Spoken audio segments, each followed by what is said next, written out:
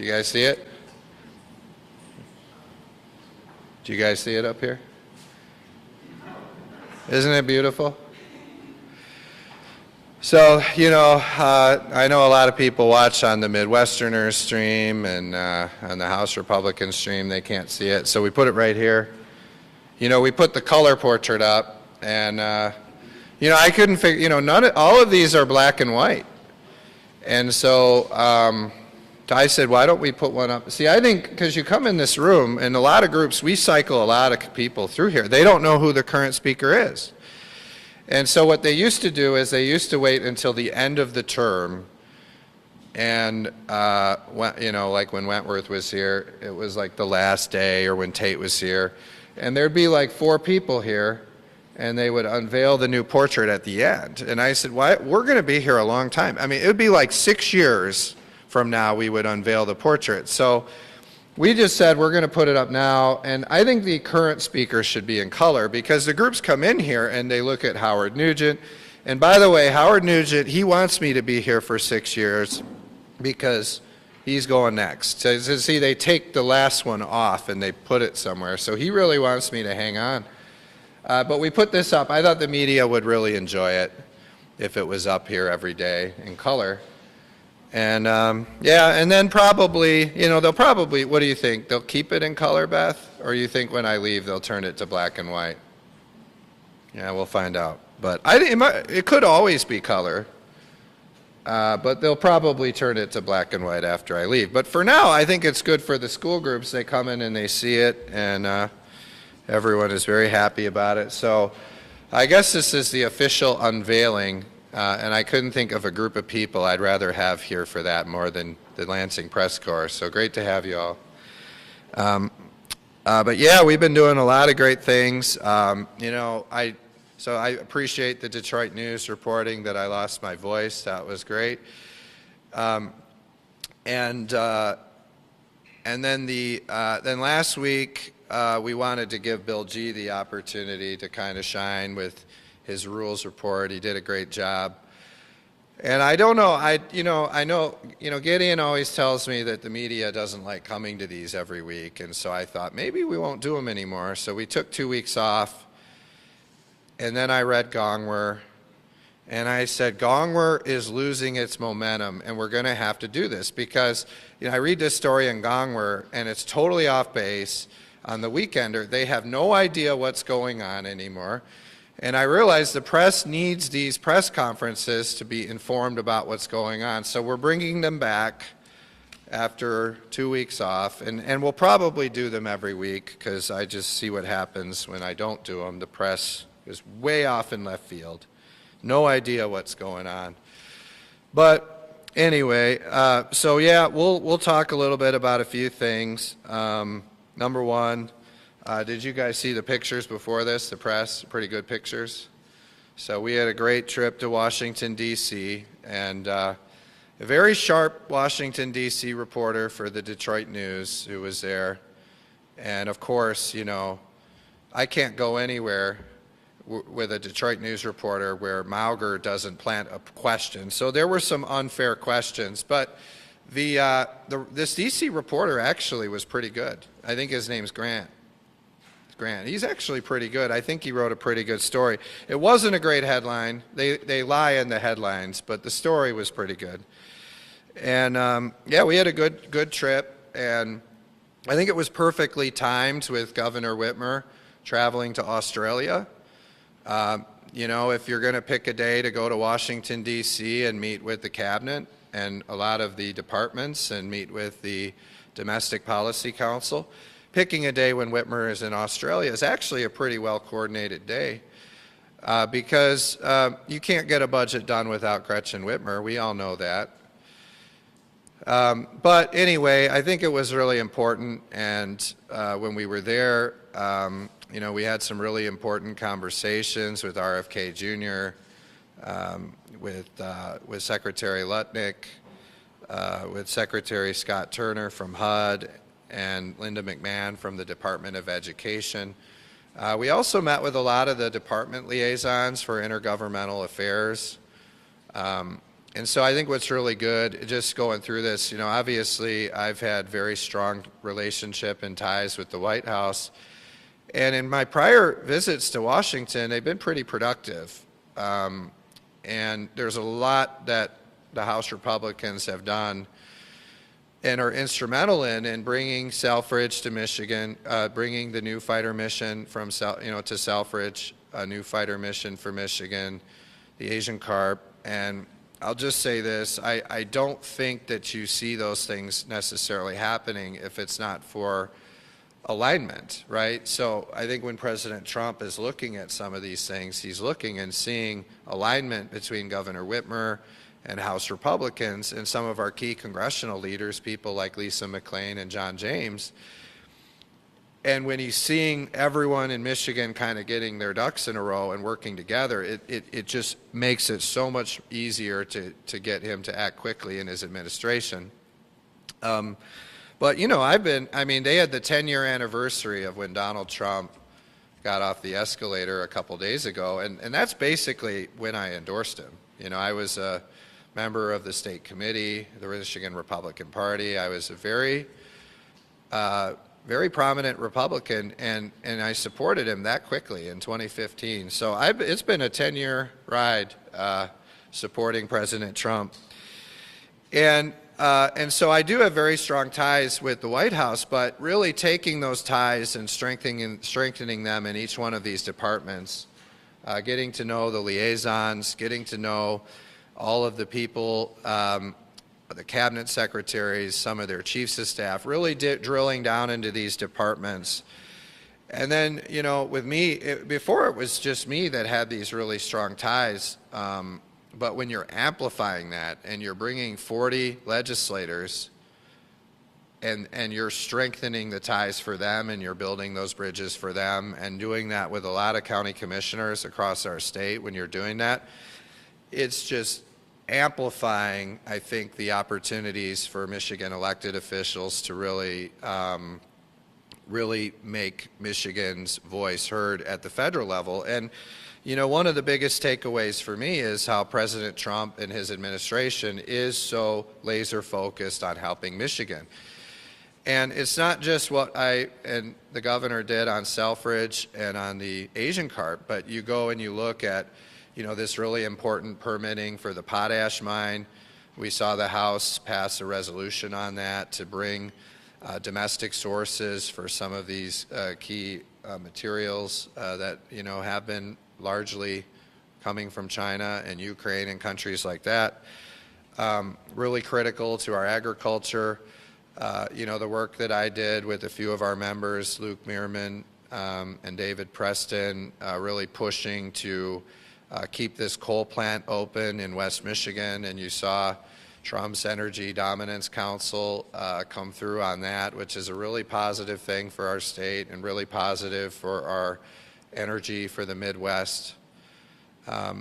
You look at the speed up in permitting for Line 5 up in the northern Michigan, some really good things going on there from the Trump administration. And you've seen a lot of these resolutions coming through from the State House thanking President Trump for all of these really important things he's doing in Michigan that most of the media doesn't talk much about, as they just like talking about the controversy. But, you're seeing every time that we go to President Trump on behalf of the people of Michigan and ask for his help on a really critical issue to our communities, he's delivering time after time. So I thought it was great, and I talked a little bit about it in the Detroit News, but just being there, having the opportunity to talk about some of the work we're doing in the House education budget with RFK Jr. You see our efforts in there to ban a lot of these dyes in the schools, in the school lunch programs, things that are linked to whether it's ADHD, whether it's obesity, whether it's diabetes, things that are linked to that for children, behavioral issues, banning a lot of those things in the school lunch programs. That was in our House education budget. We have legislation to do that on the floor. You see our efforts to get pop and other sugary drinks out of the SNAP program, the food stamp program. I mean, it's fine if people want to, you know, I drink Diet Pepsi sometimes at the press conferences, but, you know, if the government is paying for this, the taxpayer through food stamps, we want to make sure it's healthy, and we want to make sure it's healthier than the things that people are doing now.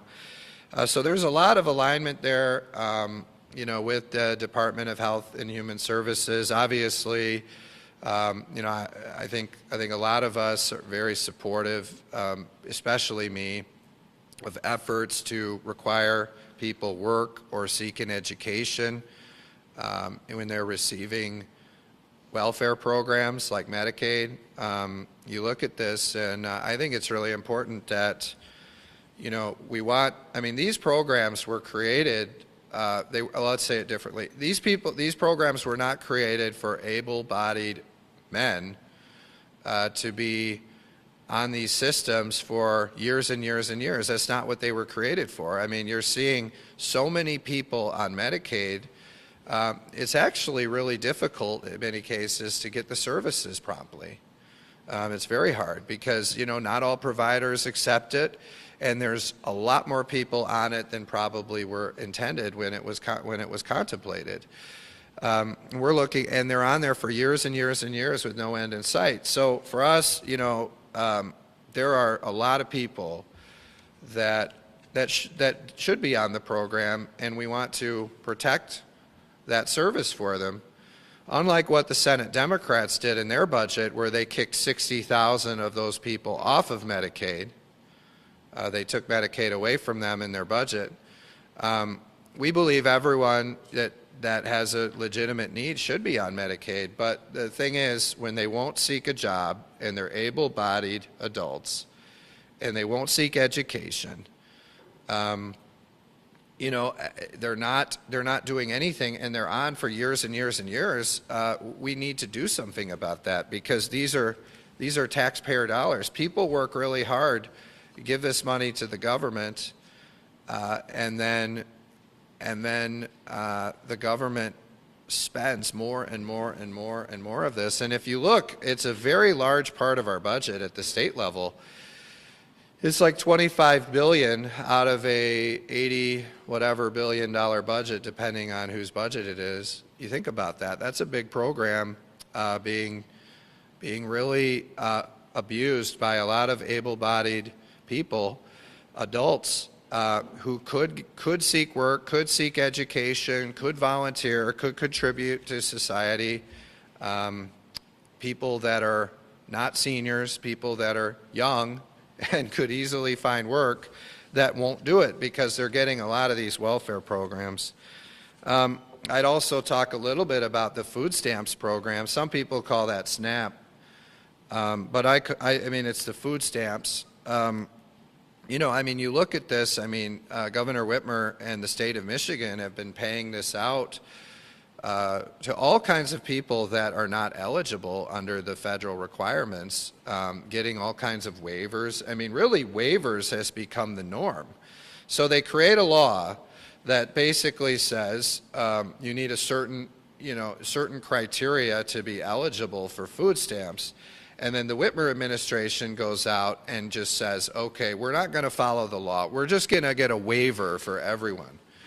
And they're paying it out to, you know, hundreds of millions of dollars they're paying out to people that really shouldn't be eligible and were not who the program was intended for.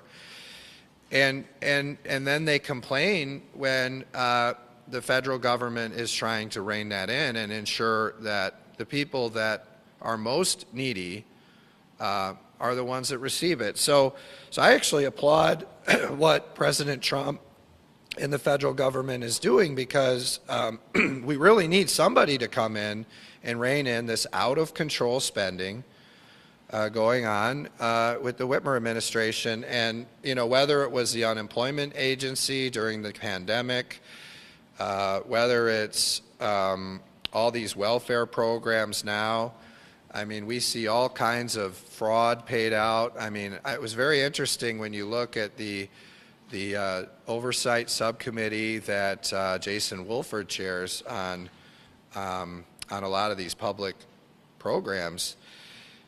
And, they were able to go in there and apply for a bridge card using the governor's residence and a fake name, and you start looking at all of the holes in these programs. So we need people to be checking more for eligibility, checking every 6 months for eligibility for these programs.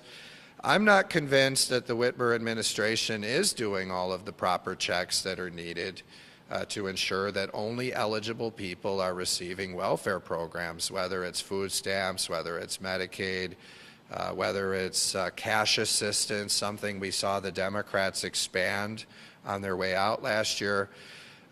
There are hundreds of millions and billions of dollars of welfare programs, and we just want to make sure that the eligible people are receiving them because we're trying to get value for your tax dollars. So if Governor Whitmer won't do it, thank God that President Trump and the federal Congress is going to step in and require them to do it through fines and through other policies forcing work requirements. Something that the people of Michigan really support is work, seek an education, or volunteer. Do something if you're an able-bodied young adult, especially the single men, getting welfare. It's just unbelievable. So the abuse continues, but I'll tell you this, Jason Wolford is doing a great job with his subcommittee, and they're going to keep looking into this and finding all of the fraud, all of the examples of the Whitmer administration not doing the proper checks to ensure eligibility,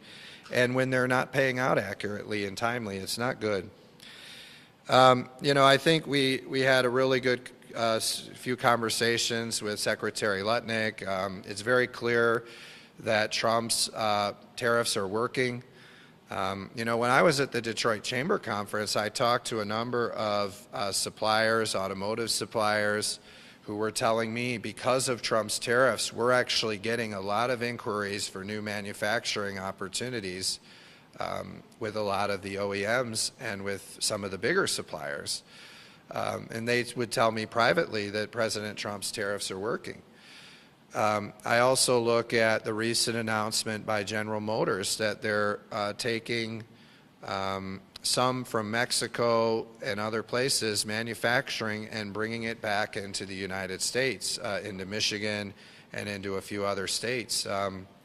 Very interesting that Orion plant, which Whitmer paid out hundreds of millions of dollars to turn into an electric vehicle plant, will now be a plant manufacturing internal combustion engine cars, big pickups, big SUVs for GM. It's very interesting, but thanks to President Trump and his administration, the tariffs are working and we're bringing automotive manufacturing back to the United States, something that Democrats and a lot of people in the media said would never happen. It's happening.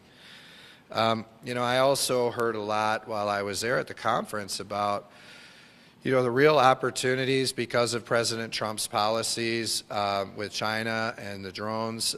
We're seeing some opportunities here too to really be a national and international leader on drone manufacturing. So, I certainly encourage his administration to continue helping us achieve that here in Michigan. I know we have an Air National Guard base down in Battle Creek that's doing a lot in terms of drones and UAVs and things like that, and that would be a great place to really expand. So that would be a good thing.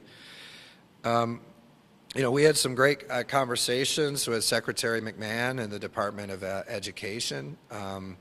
You remember the day that President Trump signed that important executive order announcing that that they were going to empower the states and start taking the federal Department of Education and removing parts of that and moving it down to the states and to the local level. That day we passed a House resolution thanking President Trump and thanking Secretary McMahon and making sure that the federal government understands the state of Michigan is ready to step up and take ownership fully over our education for our kids. And allowing the state to be empowered to do that is a really positive thing. And one thing that I think is really important that I talked to Secretary McMahon about is, you know, we need this funding from the federal government to come down to the states, and we need to empower the states. And one thing that, you know, is very clear is there's a lot of bureaucracy in that. And it's tough. I mean, you look at all the grant writing and everything else. I mean, that is a lot of money that goes into grant writing and all that.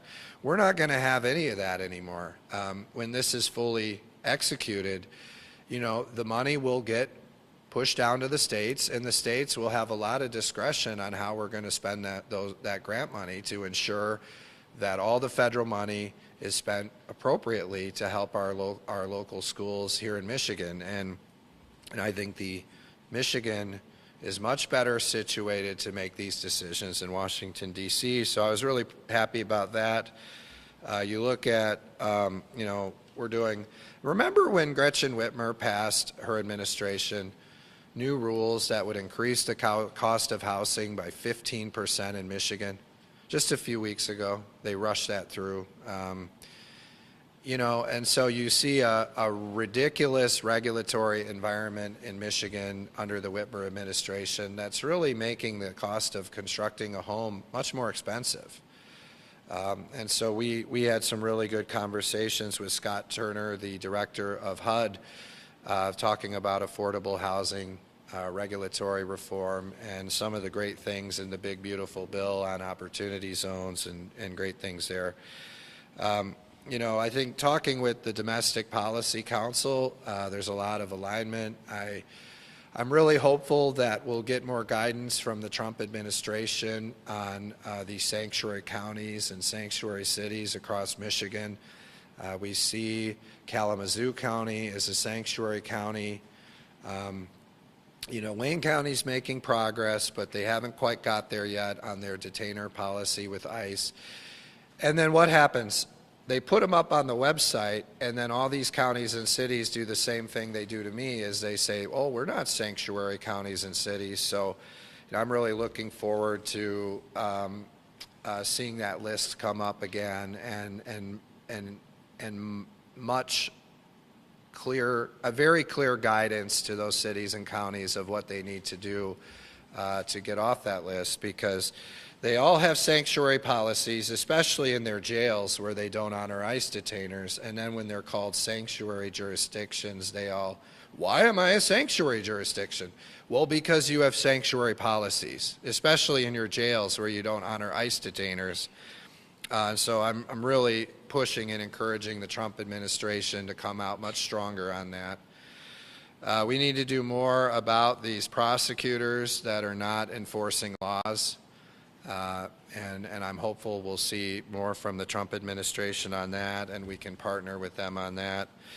So there's a lot of really great things going on. The tariffs are working.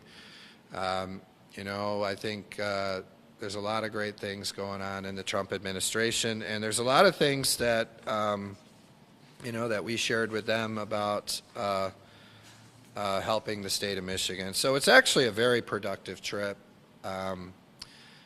And I hear Democrats constantly complaining about the budget, the federal budget, and then they attack me when I go talk to the people making the decisions. It's very strange, those people. But, and I'd say this, just kind of an observation. When, you know, the Democrats point out all the time that, 40-some% of our state budget is federal money. And in some states, I think it might be over 50% of their budget is federal money. If you stop back and think about that for a second, is that a good thing? Because the bigger percentage of a state's budget that is federal money, the more control the federal government has over the states. And when it's 60% of our budget or 55%, why do you even have a governor or a state legislature at that point? I mean, if you're really thinking about it. I mean, we have 50 states, and they're supposed to be laboratories of democracy, and they're supposed to be differences between the states and competitive, and you're supposed to be able to look to other states and their policy ideas, and then the best ones kind of rise across. It's supposed to be kind of a experiment where you can try new things that aren't happening in other states, and then people can live in the states that most kind of align with their values. And there should be differences between a state like California and a state like Texas, right? But the more and more control that the federal government takes over the states, the fewer real decisions that the states get to make, and that's not a good thing. And I think one of the central parts of Donald Trump's administration and his philosophy is restoring the control to the states, empowering the states. That's called federalism. And really bringing in a group of state legislators and talking about empowering the states, and really starting to take some of that power back from the federal government is really a conversation that's well timed. It's long overdue. And really is what was the intent of the framers of the Constitution. So it's a really positive thing to have President Trump so focused on that. I mentioned, and I don't know why the press is so fixated on this, but I think you guys have reported many times about conversations and meetings that I've had with Winnie Brinks and the governor, so they are happening. And there's one happening today, which most of you know. And there was one last week, which most of you know and reported on. So there are conversations going on, and I don't know. I mean, if the most important thing going on in Lansing is accusations that meetings aren't happening when you know they're happening, I don't know. That's probably another reason we needed these press conferences, honestly. You guys need something to write about. But there are meetings going on, and this is pretty normal. I mean, the principals meet, the leaders, and they try to set some parameters, and then, Darren Camilleri and Tim Kelly have been talking, and you'll see them continue to talk and negotiate a budget. So, I don't know. Yeah, you see this quote? I was very concerned when I saw this quote, and MERS didn't report this quote, but most of you did. And we're willing to blow through the deadline. That's the July 1 deadline. Sarah Anthony, the ultimate Lansing insider. We're willing to blow through the deadline. Okay? So what happens for all this time? They're not going to pass a budget. They're not going to pass a budget. Then we pass a budget next day. We're going to blow through the deadline, Sarah Anthony, right? I mean, I'll just say this has been going on, ever since I first came up here and told you guys. You saw Mallory McMorrow, before the election, say that if you accuse me of a government shutdown. And you've seen this consistently through the entire term, led by Mallory McMorrow, but now Irwin's saying it, and they're all saying it. They're accusing me of trying to shut down the government. That's what they're saying. But in reality, they never intended to do a plan by July 1. I've been listening to this chatter around Lansing for weeks where Winnie Brinks has been telling lobbyists around town that she has no intention of doing a July 1 budget, and the reason is because she thinks it helps her leverage politically. And you all probably hear that stuff too. You have sources. That's what their plan has been all along, is not to do a budget by July 1. And truthfully, on many of these things, they want a government shutdown, and they think that they'll win that argument. Now, if you remember, we passed a government shutdown prevention plan in February. And to me, because I saw this coming from them, because this is consistently what they've been telling people in the press and behind the scenes, is that they think it helps them politically to have a government shutdown. In February, we passed a government shutdown prevention plan and said, look, we can take these issues off the table in February. We can fund our local schools up to a level until we get a budget done. We can fund our local police our local governments, we can fund the veterans' homes, we can fund the state police. We can take all of those issues that people are most concerned about, and we can take those off the table in February. And then we can work through this stuff, and when we get it done, we get it done before September 30th, hopefully. And they have taken no action on that. Instead, they just try to frame it in a very false way, which you guys, some of you fell for, but they try to say it's a budget and it's a cut and all this. It was never that. It's just legit trying to get some of these most critical issues for the people of Michigan off of the table, because our veterans, our local police, our local governments, our state police, these should not be pawns. Our school kids, our teachers, they should be not pawns in a political shutdown game. We showed in February we can fund all that stuff. None of that is the target of any cuts. We need to fund that stuff. That's why we put it on the table in February, and at any time they could pass the government shutdown prevention plan. Now, we also passed an education budget, and we passed a university and community college budget. I don't think the Democrats thought we would do that, but we did, and we've given ample time for negotiations. It happened last week. We're meeting this week. We're going to meet a lot. And I'm hopeful that Winnie Brinks and the Senate Democrats will think long and hard about some of the things that they're saying around town and some of their political strategies, and I hope they really will come to the table and try to get this done by July 1. I've always preferred to get this done by July 1. I just am dealing with a group of people that are not serious about getting it done. So I've told you, I don't think it'll happen by July 1. See, this is why Gongwer needs this, because you guys, you're losing momentum. So I've always said I've preferred to do it by July 1.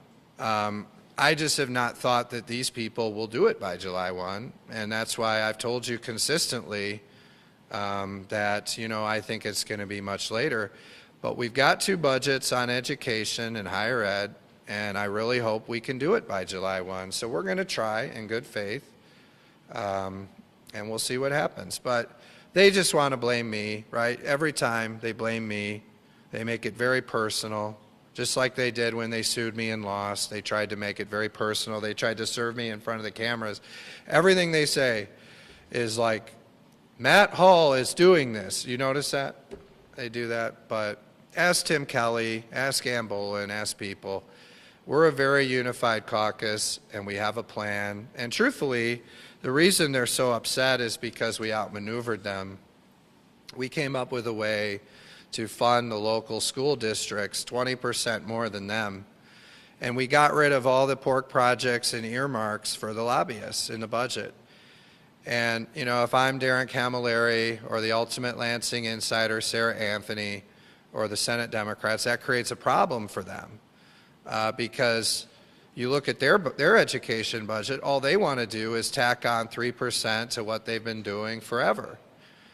And all they're doing is funding all kinds of earmarks. There's over 100 earmarks in the education budget. Many go to for-profit companies. The game here is you hire a lobbyist. The lobbyist gets the Senate Democrats to put that in the budget, or whoever it is, right? And then you're saying, why is the state of Michigan telling these local districts whether to use this for-profit company or that for-profit company to do a certain test? Why are they doing that? Why is the state of Michigan telling these local districts they should use this for-profit company for algebra or that for-profit company for algebra? Well, the reason is because they have the most connected lobbyists. But to me, really, the Lansing politicians, even the ones that served in education, clearly don't know enough about what these local districts should be doing to do this centralized planning, because it's not working. If you look at their test scores, very low. We went over this with Secretary McMahon. Michigan has very low test scores on reading and on math and many things compared to other states. So this Democrats and Republicans in the past, politicians, trying to centrally plan this and regulate this for every school district with over 100 earmarks directed at the local districts, that's not working. And so I really applaud Tim Kelly and the House Republicans for saying, you know what, we're going to get rid of all these regulations. We're going to eliminate all these earmarks, and we're just going to empower our local districts, and we're going to give them 20% more than what you see proposed by the governor or the Senate Democrats. And we're going to really give them those opportunities to do the best things for their students. That's regulatory reform in education, and it's going to be a powerful thing if we empower our local districts. And a lot of people are really praising this plan and see it for what it is. But that is shaking the whole thing up, and so you've kind of outmaneuvered Darren Camilleri. I think we've outmaneuvered Sarah Anthony, the ultimate Lansing insider, and Winnie Brinks. And so they panic and they say things like this: we're willing to blow through the deadline, because they don't know what to do. But we're going to keep pressing, and we'll try to get a deal by July 1 on education, higher ed, the budgets we've passed. And then, because the argument I keep hearing on your shows is that the reason that we need July 1 is for the schools. So we'll try, and we'll work in good faith.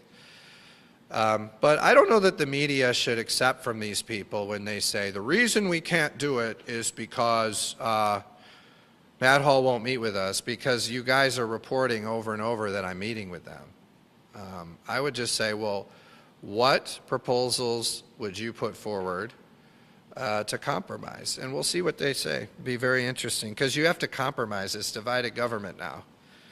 And a lot of groups are really praising it. And then I'll just say on the higher ed, and they're going to give you a sheet on this later, but you know, the media didn't really cover this, but you know, we passed a higher ed plan that is being praised by a lot of the universities across the state. You know, we cut funding to Michigan and Michigan State. But, you know, if you looked at what a percentage, and this, I told them to give this to you as a handout, because you guys probably won't report this. You'll say I put it on the screen, so you won't report it. Hopefully, if they hand it to you, you'll report it. But as you have it, you know, it's harder to deny that you've seen it. But all these universities are coming out and praising our education plan, and they're saying essentially what we're doing is we're reducing funding for Michigan and Michigan State, and we're boosting funding significantly for all the other universities in the state of Michigan.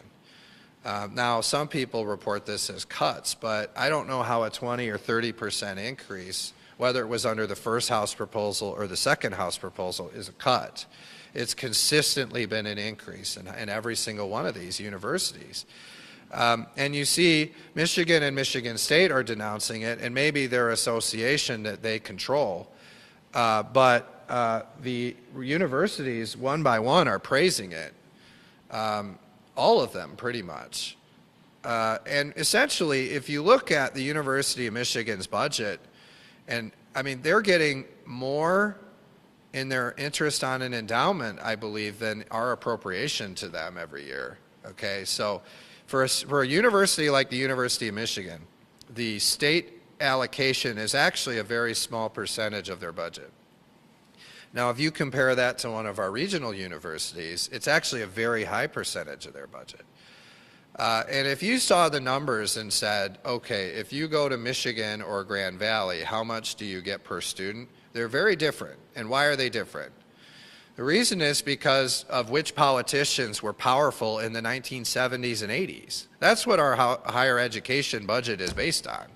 It's like Don Gilmer, who's the guy, Jacob Betty in the UP, you know, whoever represented or went to the University of Michigan and Michigan State. I mean, that's what the higher education budget is based on. So rather than who are the most connected politicians in the 70s and 80s, we should do our higher education budget more based on, you know, where is the need and what are the universities doing. I really believe that particularly the University of Michigan, like if this House budget passed, I bet you they would raise more money privately from their donors. They have raised billions of dollars than any state appropriation. honestly. But our regional universities, they can't do that, whether that's Central or Western or Northern or Eastern, Saginaw Valley, Ferris. They don't have those kind of donor bases. And they're actually educating Michigan high school graduates, something that the University of Michigan really isn't.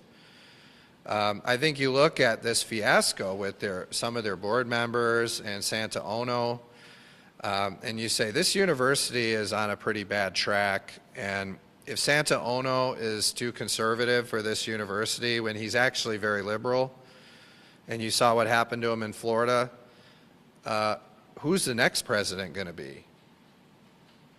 And what direction are they going to put that person on? So I think that we need to see a university president at the University of Michigan who's going to put them on a much better trajectory. I think we need high school graduates going to our Michigan universities. Michigan high school graduates going to our Michigan universities. We shouldn't be paying hundreds and hundreds of millions of dollars to subsidize out-of-state students and international students, which is largely what the old model was doing. Now, I think that the University of Michigan should really rethink their policies, and they should be focusing on bringing more Michigan high school graduates in. It should be a much higher percentage, like it is at all these other universities. And they can, try to talk about the endowment and all that stuff, but they have very large donor bases, they have very large endowments, and they can offset any cuts we make to them, honestly. I don't see their policies heading in the right direction. I think Santa Ono was trying to move them in the right direction on the DEI. They got rid of him. So I think there's a lot of questions about the future of that university on those programs. You see all of these problems we're having with the Chinese nationals that they're bringing in, some that seem to have allegiance to the CCP. We've had multiple people now connected to the University of Michigan smuggling things in that would be very bad for our soil and for our agriculture to do research for China. It's very interesting. So, there's some things that need to happen there to crack down on that and to put Michigan first. I just look at it and say a lot of our regional universities are doing some really good work on bringing in high school graduates. Remember our goal. Our goal is to bring in Michigan high school graduates into Michigan universities and then to get them jobs in Michigan. And one of the differences in philosophy, I think, between House Republicans, myself, and Governor Whitmer is how do you grow Michigan's population? You go back to that population council report, and really, if we're getting Michigan high school graduates that are here, people that are already here, and we're losing those people, they're going other places for college, they're going other places for jobs, that needs to be fixed, right? That to grow Michigan's population, you have to retain as many of those as possible. It's a lot easier and it's a lot cheaper to do it that way than kind of what you see Whitmer doing, which is let's pay hundreds of millions of dollars to companies out of state to come here. You gotta, right, in order to grow the population, we have to stop this leaking, and we have to keep our Michigan high school graduates here. And I think University of Michigan could do a lot more to partner with us on that. And I think you see the House Republicans feel strongly about that. But I'll tell you this, the people of Michigan feel really strongly about that. They've seen universities like Michigan, and in some cases Michigan State, become much more out of touch, much more elitist. They've seen them look the other way on sexual assault and many things. And, and like Michigan State, you would never get away with that if you were anything other than a university, and how it's gone on for so long and how poor their board is managing their university. You'd never get away with it. But I still think they're probably better run than the University of Michigan, and so they didn't get as big of a cut. But you look at our regional universities, they're stepping up into this void and they're actually educating people. And in most cases, they're not focused on DEI and all these weird cultural experiments and changing the society. In many cases, they're focusing on just educating Michigan high school students for a career. And so, and they have a much bigger financial need. But you look at this, right? I mean, look at Wayne State University. And by the way, these are not, it's not they're in a Republican district or a Democrat district, but you see how they're applauding our efforts. They think it's very important. They recognize it's an increase in operations and it has a benefit to the state.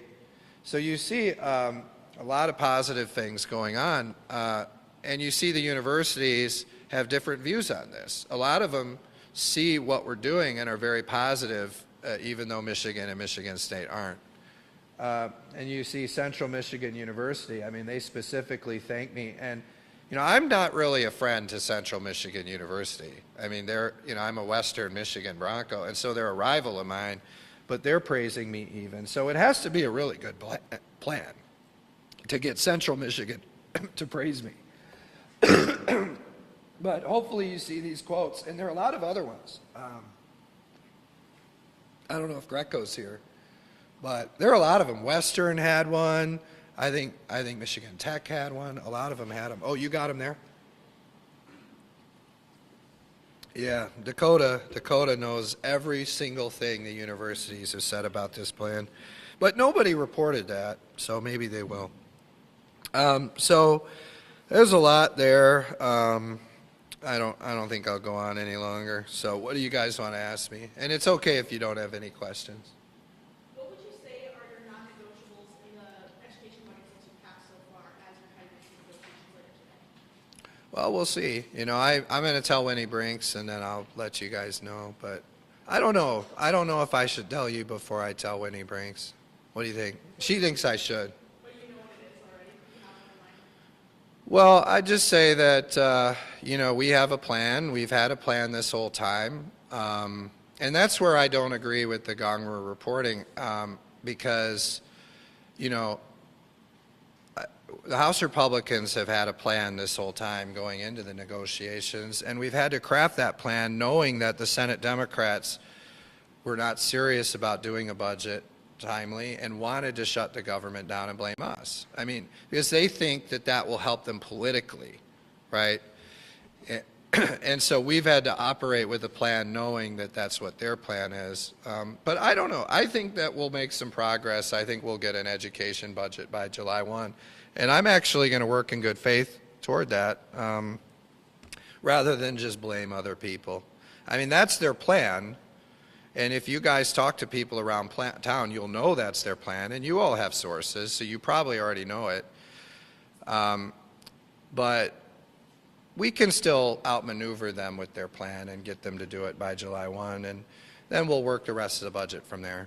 How did the plan change when the sub was adopted on Thursday? Yeah, and I think there was a lot of false reporting on that. But it's a very complex budget. So there were always increases for all the universities except for Michigan and Michigan State. You just had to take the two columns together. So when we came out with the second sub, I just put it all into one column because it was too complicated for some of the press to understand. But now you can't deny that there are increases because there's one column, and the one column makes it very clear of the increases. So actually what happened is the increases actually were a little smaller. They were like you guys, do you have the numbers? Say on the first version, it was like a 39% increase for Wayne State and Western and Northern Michigan and Michigan Tech and all of them. Then it became like a 26% increase. So they were always increases. The press reports it as cuts. It was never cuts. So I just figured if we put it in this one column instead of have it in two columns, you guys will have to report that there are increases. And then with the quotes from the universities saying their increases, you'll have to report their increases. They're actually big increases, between 24 and 26% increases for every university. And then the other change is that it went from, say, a 3.5% increase for higher ed to a 2.6% cut overall for higher ed, pretty much all of which came out of Michigan and Michigan State. And you had something back here. Yeah. Rick, yeah. Should a consideration be made,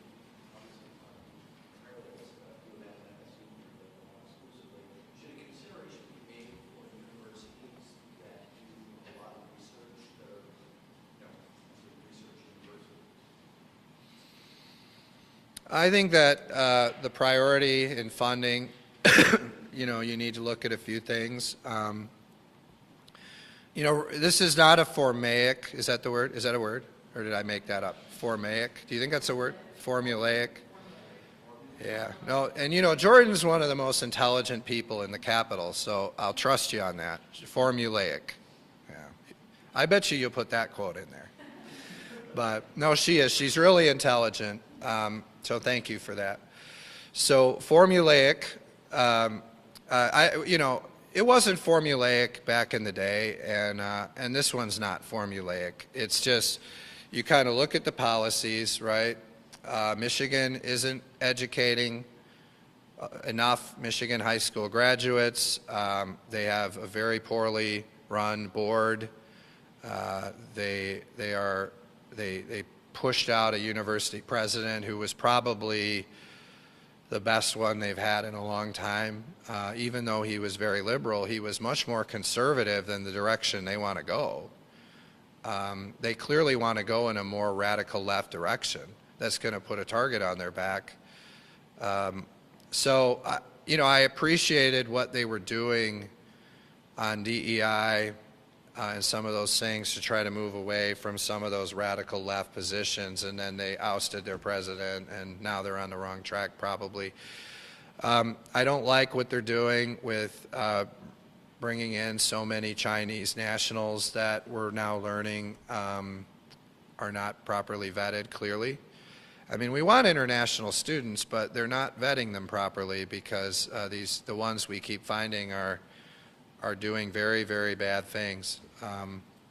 So I think they need to rethink their focus as institutions and really thinking about how do we accomplish, if we're going to get investments, big investments from the state of Michigan, if they care about that, then how are we going to get good return on investment for the state of Michigan in terms of educating Michigan high school students and bringing those Michigan high school students into careers in Michigan and things that are practical. And when you talk about research, I mean, they're getting a lot of money in federal research grants, so they can go apply for federal research grants. And if federal research grants are more important to them than the money from the state of Michigan, that's a business decision they have to make. But the investment we make, which is actually a pretty small percentage for the University of Michigan compared to other universities, we're not getting a good enough return on investment for the taxpayer from the University of Michigan to justify the amount of money they're getting, and we're going to get a better return on investment for the taxpayer if we put that money into universities like Ferris and Western and Central and Northern and Michigan Tech that are actually getting a much better return on investment for the Michigan taxpayer. So are you saying that universities that their operations are research intensive, that should not be a consideration in state funding? No, I think that's a consideration for federal research funding. But you see, there are universities that are Tier 1 research universities that are getting 24 to 26% increases, like Michigan Tech and Wayne State. But they're doing a better job getting good return on investment for the money we're giving them. And they need the money much more than University of Michigan or Michigan State does. They need the money much more in order to, fund their operations. They do. I mean, they need it much more. They don't have donor bases that they can go to like that and raise $1 billion. They just don't. Whether it's endowment or new money. And truthfully, if they want to fundraise off this plan, they'll actually raise a lot more money than what we give them. Yeah, Beth.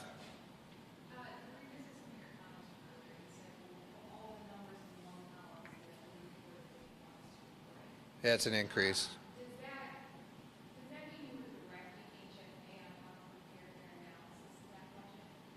No, what I'm saying is the way that they present it, that you guys got, was in two columns. One, what were they called?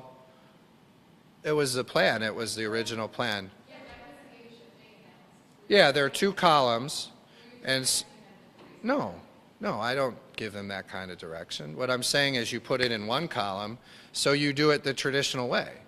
So if you do it the traditional way, which is what? What is it called? Operational, whatever that line item is that's existed for probably 100 years, we just put it in that line item because it was easier for the media to understand than putting it into a way where some of it was based on, let's say, what was it called? It's not items anymore, but whatever the part was for like deferred maintenance and certain things. And then the other column was the scholarships. And when you combine those two columns, it's a 38, 39% increase. But the media couldn't figure out you combine the columns, so we just put it all in one column and we did it the traditional way, which was the whatever the traditional way it's always been done, because the other one was too complex really for the press. So we put it in one column, but it's the same plan. We were never cutting the universities, honestly. So I would say the biggest change was going from 2.6% cut to, what did you say? That's what I said. It's one column. We just did it the traditional way. Yeah, but if you add the scholarship with the other column, it's a 38% increase, which nobody reported. So we just collapsed it into one column and said, we're just going to do it in an operations, because it's the same funding, and we just did it that way. It's very similar. The only differences really are that the universities came out a little worse, because the 38% increase went to like a 26% increase. And the reason for that is that in the final conversation we had with Josh Shriver, we decided to move it from a what did I say before? It was a 3.4% increase for higher ed. We moved it down to a 2.6% cut. So those are the major differences. It's a 2.6% overall cut, which came mostly out of, well, it came entirely out of Michigan and Michigan State.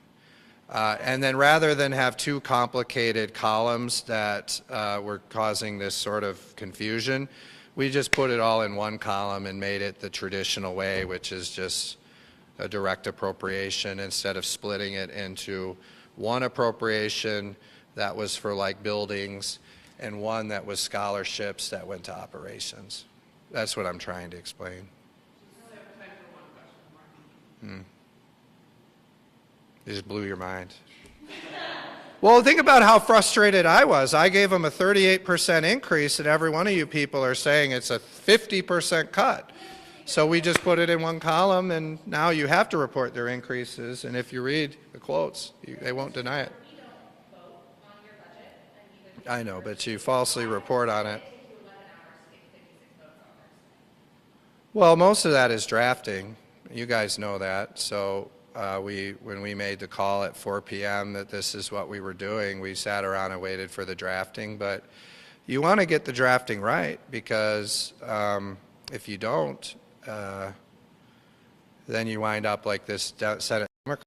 They rushed a budget in July last year, and they're trying to get us to do a new bill to fix all the typos and all the things they can't appropriate. So, you know, I don't pressure them and say, can you do this faster? I want them to get it right, and it took them longer. Yeah, Beth?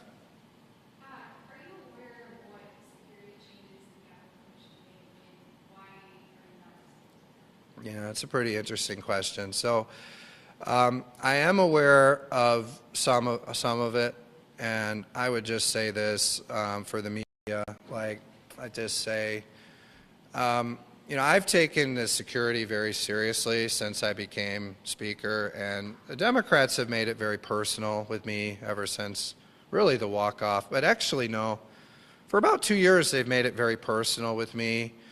And when you make it that personal, it results in some situations that are not the greatest situations. And I'm not asking for sympathy from the media, but I will say you've always seen, when you see me, I have a lot of sergeants around and things, and there's a reason for that. But with that said, I think when you see what happened on, was it Saturday?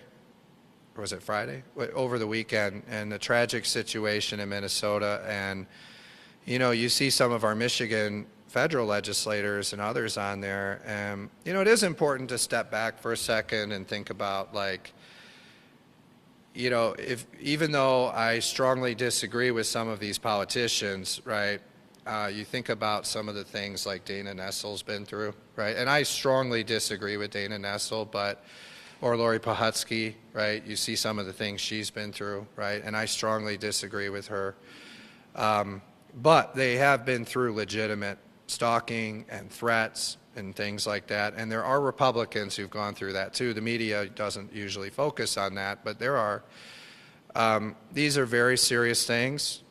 We saw how serious it is in Minnesota, and you got to step back for a minute and say, even though I really disagree with Dana Nessel, she is a person, she has a family, and they've been through a lot, right? And that's tough on spouses, it's tough on a lot of people. And then you look at what happened in Minnesota.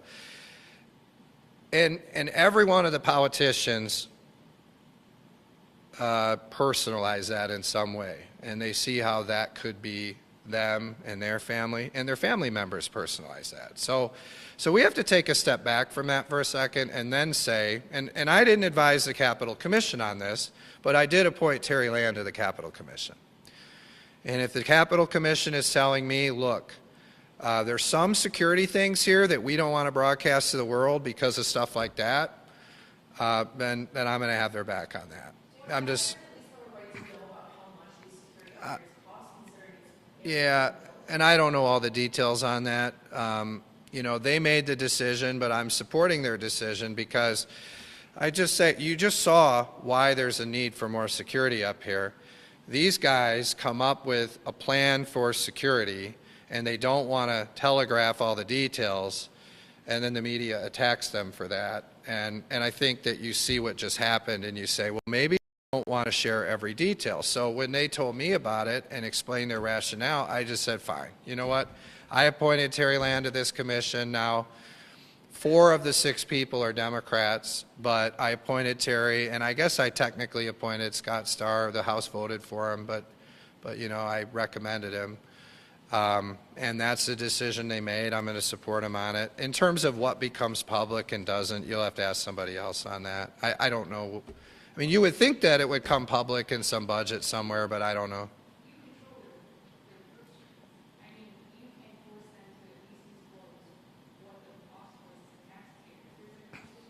Mm-hmm. Yeah, and I don't know all the details on that. And yeah, well, I am a constitutional attorney. I know the Constitution, but I'm saying that, the Capitol Commission and where their budget shows up and all that, I haven't looked into all that. So I don't have an answer for you on when or if it'll appear publicly.